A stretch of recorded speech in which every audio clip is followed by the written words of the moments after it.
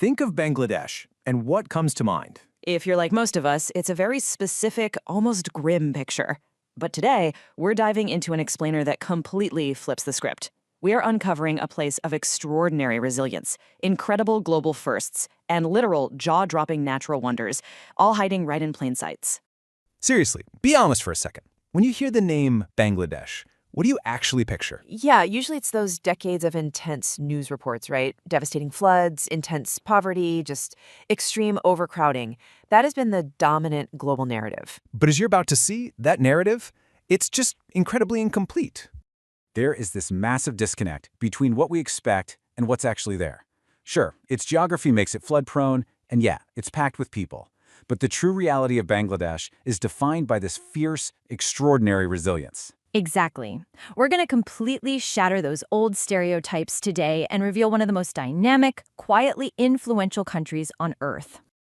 First up, let's look at its engines of global impact. Get this, 170 million. That is the population of Bangladesh. Now, imagine taking all 170 million of those people and packing them into an area roughly the size of the U.S. state of Iowa. It is literally one of the most densely populated large countries anywhere in the world. But here's the absolute revelation. Despite all that density, this nation manages to feed itself. It feeds its people, and its economy just keeps growing. It's a stunning, stunning feat of agricultural and social resilience. And speaking of that economy, look at the top global garment exporters. Bangladesh is second only to China. I mean, think about that for a second. Bangladesh is essentially clothing the world. Absolutely. They supply virtually every major fashion brand on the planet. There's a really high chance that a chunk of the clothes sitting in your closet right now were stitched right there. And the real-world impact? The wages from this massive industry have actively helped lift millions out of extreme poverty over the last 2 decades. Then there's a single financial idea that literally changed the globe: microcredit. It's the practice of providing tiny loans to impoverished people with absolutely no collateral. This whole revolutionary concept was pioneered by a Bangladeshi economist, Muhammad Yunus, through the Grameen Bank. He basically proved that the poorest people are actually highly reliable borrowers. This one model spread like wildfire to over 100 countries, totally changed how the world fights poverty, and even earned Yunus the Nobel Peace Prize back in 2006. Now, let's shift gears to some truly unexpected natural wonders. 120 kilometers. That is the stretch of completely uninterrupted sand at a place called Cox's Bazar in southern Bangladesh. Which makes it the longest natural sea beach in the entire world. It's this massive, sprawling coastline that happens to be one of the most visited tourist spots in Asia, yet it remains almost entirely unknown to international travelers. It's literally a world record just hiding in plain sight. And the geographic records definitely don't stop at the beach. Southern Bangladesh is dominated by the Ganges-Brahmaputra Delta, the world's largest river delta. It's formed by this massive convergence of 3 huge rivers. And yes, while that makes the region flood-prone, it also makes it one of the most incredibly fertile places on Earth. This massive, shifting network of water has literally shaped every single aspect of life there for thousands of years. Building right off that incredible delta ecosystem, we get to the Sundarbans, 140,000 hectares. Shared between Bangladesh and India, this is the largest mangrove forest in the world. It's a vast, dense, wildly tangled wilderness of salt-tolerant trees. It acts as a totally crucial ecological buffer and a home for some of the most fascinating wildlife on the planet. Okay, swimming tigers and face masks. I know, it sounds like some bizarre riddle, but it's just everyday life in the Sundarbans. Seriously? This forest is home to Royal Bengal tigers that have totally adapted to their watery environment and literally swim between the islands. And because they have a fearsome reputation for hunting humans and almost always attack from behind, the locals came up with this absolute genius defense. They wear face masks on the backs of their heads to confuse the predators. It is a brilliant, totally chilling example of human-animal coexistence. And the dramatic wildlife isn't just out in the deep forests. It's right in the villages, too.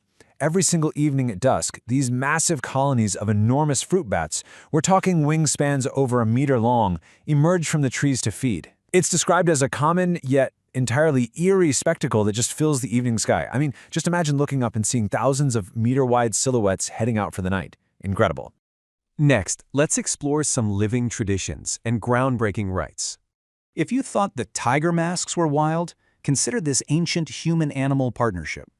Down in southern Bangladesh, fishermen are actively using a technique dating back centuries. They use trained otters to catch fish. It's so cool. The otters are tethered, they swim beneath the surface, and they frantically herd the fish upward, right into the waiting nets of the fishermen. It is incredibly rare to find this kind of symbiotic working relationship with wildlife still in everyday use anywhere on Earth. Now contrast that ancient tradition with a spectacularly modern legal concept, treating a river not just as a resource, but as a living entity. In 2019, the Bangladeshi Supreme Court made this massive landmark ruling. They granted all rivers in the country, and there are over 700 of them, legal personhood, meaning these waterways now have the exact same legal rights as a living entity, so they can be actively defended in court against pollution and human damage. Bangladesh is literally one of the first countries on the planet to protect its environment this aggressively. And that fierce protection totally extends to their culture, too.